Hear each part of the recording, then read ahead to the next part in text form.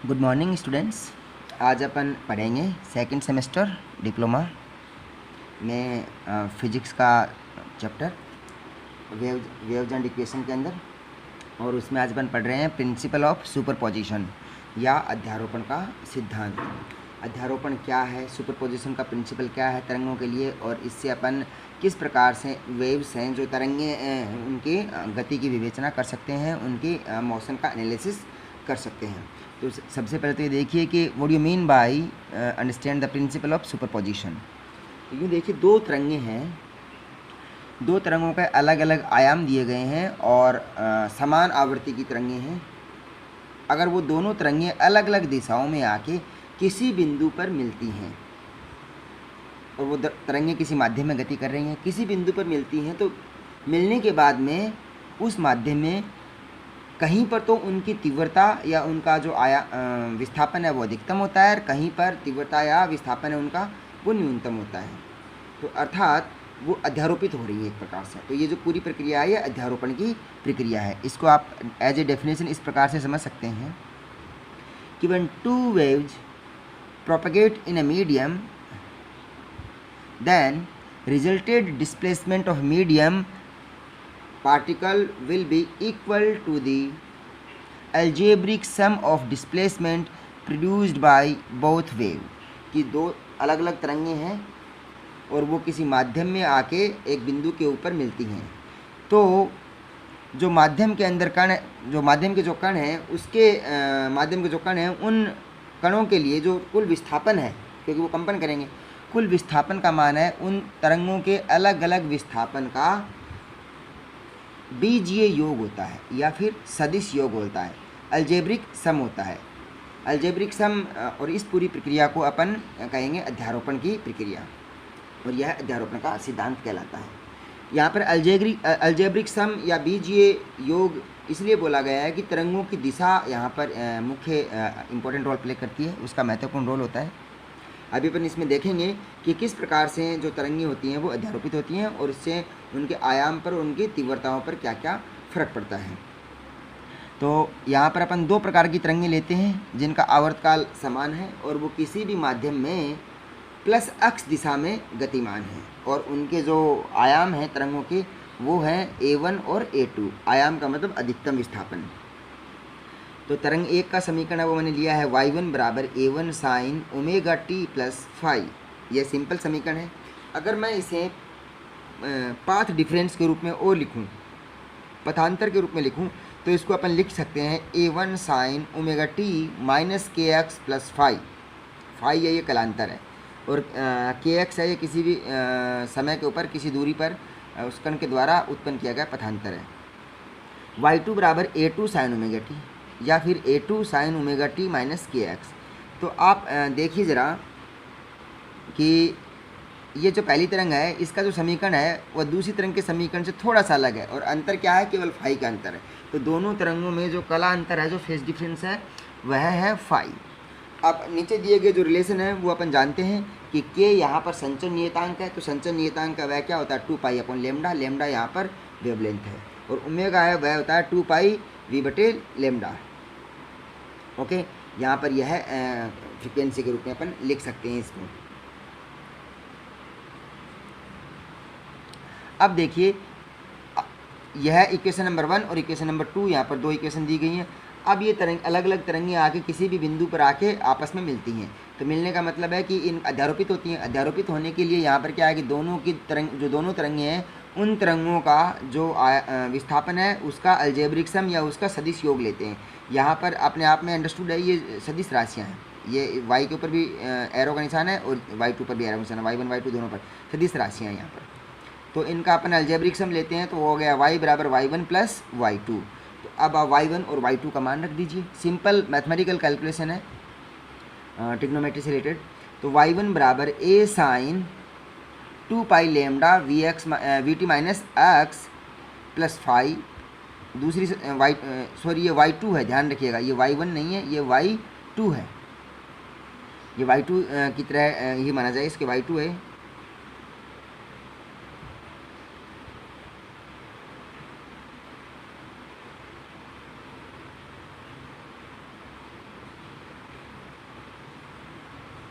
तो ये y1 plus y2 हो गया, तो y2 का मान रखेंगे यहाँ पर, ये a2 sine 2 pi lambda we T minus x. अब यहाँ पर अपने पास में दो वेव्स हैं, दोनों को अपन ने वैल्यू रख दिया। अब इसके कैलकुलेशन कीजिए। तो सबसे पहले ये देखिए a1 sine 2 pi lambda we T minus x plus phi. यहाँ पर अपन फाई और फाई के अलावा दो राशियाँ हैं, इनको अलग अलग लिख सकते हैं। और अलग अलग लिखने का मतलब यहाँ पर यह है कि मैंने लिख दिया साइन ए प्लस बी के रूप में। तो इसको मैंने ए का मान कैपिटल ए प्लस बी के रूप में लिख दिया है। तो साइन ए प्लस बी के रूप में लिखने का मतलब हो गया कि साइन ए प्लस बी का फॉर्मूला क्या होता है, साइन ए प्लस बी बराबर साइन ए कोस बी प्लस कोस ए साइन बी, ये वाला फॉर्मूला होता है।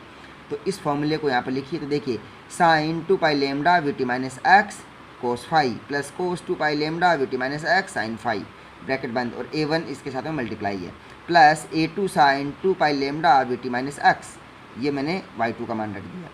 अब देखिए दोनों जब तरंगों के मान रखने के बाद में जब इस ब्रैकेट वाली ट्रिग्नोमेट्रिक जो राशि है इसको अपन ने हल किया, अब इसमें दो जगह sine 2 pi lambda we T minus x का मान दिया गया है।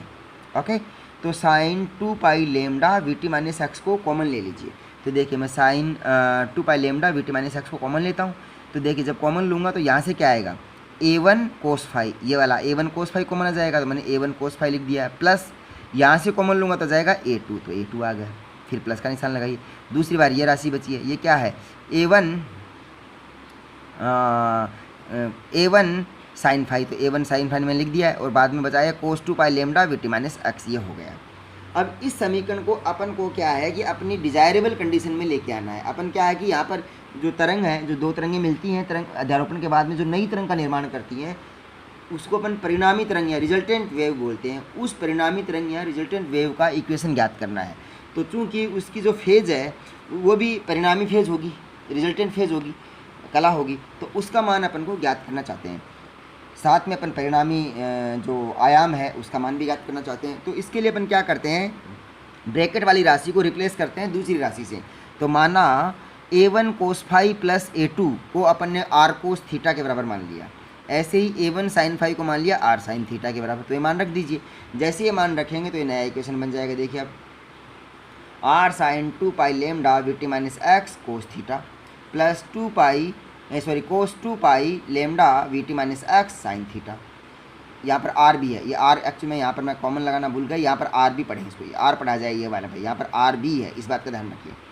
अब देखिए वापस साइन ए कोस बी प्लस कोस ए साइन बी का फॉर्मूला क्या होता है, साइन ए प्लस बी। तो यहाँ से ऑलरेडी r कॉमन लेना है, ये ब्रैकेट है, यहाँ पर एक ब्रैकेट है, पूरे में ब्रैकेट लगा दिया जाए। ब्रैकेट न लगाए तो यहाँ पर r भी लिख सकते हैं आप। यहाँ पर जो मैं एरो दिख रहा है, इस एरो पर r लिख दीजिए, या फिर इसमें टोटल में ऐसे करके ब्रैकेट लगा दीजिए, r कॉमन ले लीजिए।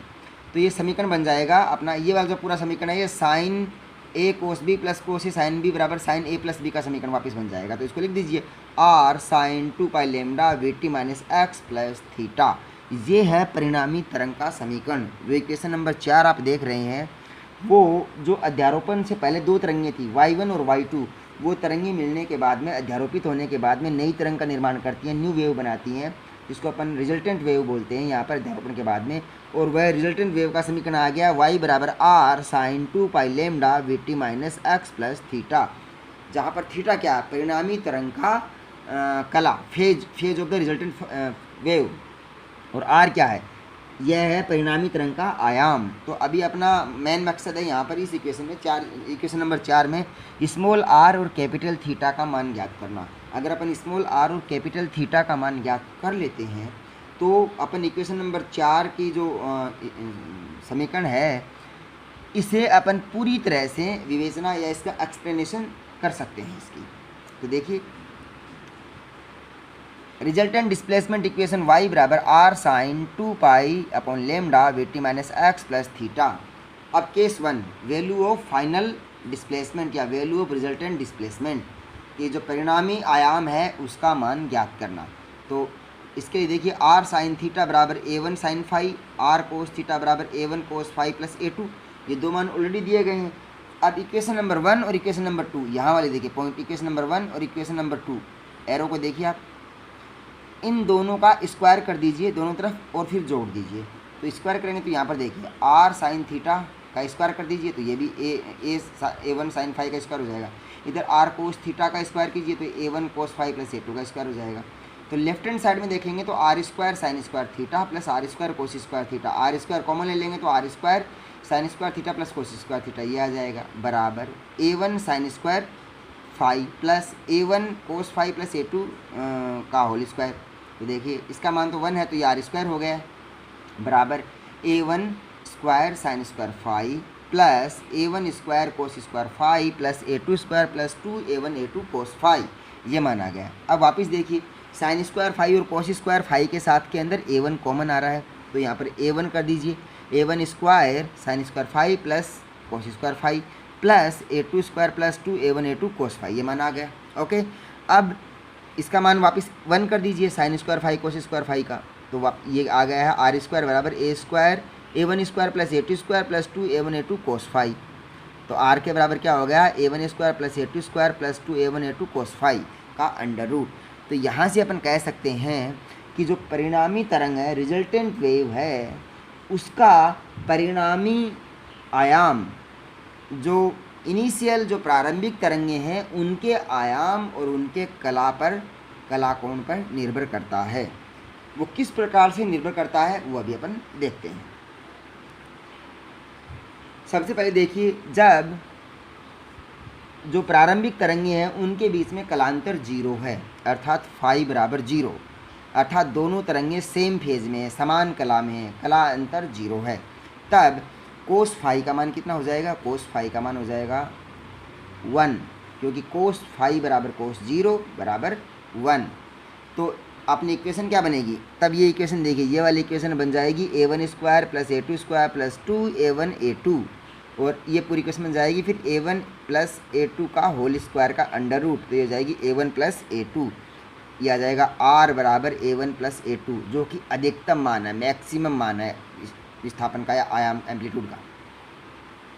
जब फाई बराबर पाई है अर्थात दोनों तरंगे विपरीत हैं कला एकदम से विपरीत दिशा से गति कर रही है विपरीत दिशा में तब उनके बीच की जो कला होगी वह पाई होगी 180 डिग्री का डिफरेंस होगा दोनों में। तब कोस फाई का मान क्या हो जाएगा कोस फाई बराबर कोस पाई और कोस पाई बराबर माइनस का 1 और तब ये इक्वेशन क्या बनेगी तब ये वाली इक्वेशन बनेगी a1 square plus a2 square minus 2a1 a2 और इसका मतलब a1 minus a2 whole square का अंडर रूट और अंडर रूट और होल स्क्वायर कैंसिल हो जाएंगे तो बचेगा a1 माइनस a2 तो ये बन गया r बराबर a1 माइनस a2 और ये हो गया मिनिमम मान न्यूनतम मान आयाम का। अब तीसरी कंडीशन लीजिए अगर दोनों अध्यारोपित होने वाली तरंगों के आयाम भी समान हैं समान कला में हैं और समान आयाम की हैं अर्थात a1 बराबर a2 बराबर a मान लिया जाए या दोनों के आयाम बराबर मान लिए जाएं तब देखिए r का मान हो जाएगा a1 प्लस a2 बराबर 2a क्योंकि a1 भी a है और a2 भी है तो जोड़ दीजिए तो 2a हो गया जो अधिकतम मान है और r मिनिमम कितना हो जाएगा वह हो जाएगा a1 माइनस a2 बराबर a माइनस a बराबर 0 अर्थात समान कला की तरंगें जब अध्यारोपित होती समान आयाम की तरंगें समान कला और समान आयाम की तरंगें साथ में कंडीशन लिखिए जब अध्यारोपित होती हैं तो उनके अधिकतम आयाम किसी भी तरंग के आयाम के दुगुने के बराबर और न्यूनतम आयाम 0 होता है। ये बात खास तौर पर ध्यान रख लीजिए। ऐसे ही वैल्यू ऑफ फेज एंगल जो कला कोण है उसका मान ज्ञात करना तो जो परिणामी तरंग है उसका कला कोण कितना है उसका कला कोण है थीटा और जो प्रारंभिक तरंगे हैं उनके बीच में जो कलांतर है या कला कोण है वो कितना है वो है फाई। तो अभी अपन को थीटा और फाई के बीच में संबंध स्थापित करना है कि दोनों के बीच में क्या रिश्ता है अर्थात अपन फाई अपन को दिया गया है प्रारंभिक तरंगों के बीच में कला दिया गया है तो प्रारंभिक तरंगों की कला के कारण से अब जो परिणामी तरंग है उसका कला कोण कितना होगा या कलांतर कितना होगा वह होगा थीटा। तो मान ज्ञात कीजिए तो देखिए r साइन थीटा बटे r कोस थीटा बराबर a1 sine phi divided by a1 cos phi plus a2 तो r से r कैंसिल हो गया यहाँ से देखिए आप r से तो r कैंसिल कर दिए बन गया टेन थीटा तो ये टेन थीटा के बराबर आ गया तो ये हो गया टेन थीटा बराबर a1 sine phi plus a1 cos phi plus a2 ये मान आ गया। ओके अब अगर तरंगें हैं उनका आयाम समान है, समान आयाम की तरंगें हैं, a1 बराबर a2 है, तो ऊपर से भी a1 और नीचे से भी a1 a2 आपस में कैंसिल हो जाएंगे। तो क्या बचेगा, टेन थीटा बराबर sine phi plus 1 plus cos phi, ये बचेगा। अब आपको साइन 2 फाई का सूत्र याद होगा, साइन 2 फाई बराबर 2 साइन फाई कोस फाई, या मतलब साइन 2a बराबर 2 साइन a कोस ए। तो यहाँ पर उसी सूत्र का यूज़ करेंगे। तो अपन क्या करते हैं, साइन फाई बाई 2 इंटू 2 कर देते हैं, तो ये हो गया 2 sine phi by 2 cos phi by 2, और नीचे वाले सूत्र को लिखेंगे तो 1 प्लस कोस फाई को लिख सकते हैं अपन 2 कोस स्क्वायर फाई बाई 2, तो 2 से 2 कैंसिल हो गया, कोस स्क्वायर फाई बाई 2 से 1 कोस फाई बाई 2 कैंसिल हो गया, ऊपर कोस फाई बाई 2 कैंसिल हो गया, तो बचा अपने पास में टेन फाई बाई 2। तो यहाँ से अपन कह सकते हैं कि टेन थीटा बराबर टेन फाई बाई 2, इसका मतलब थीटा बराबर फाई बाई 2, अर्थात परिणामी तरंग का जो कला है वो प्रारंभिक तरंग की कला के आधे के बराबर होता है।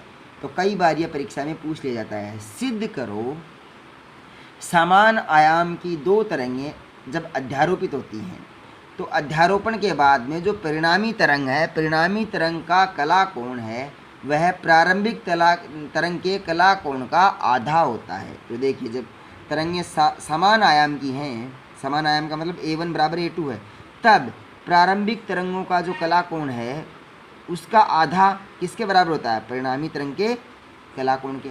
तो थीटा बराबर फाई बाई 2, ये अपन को सिद्ध करना होता है।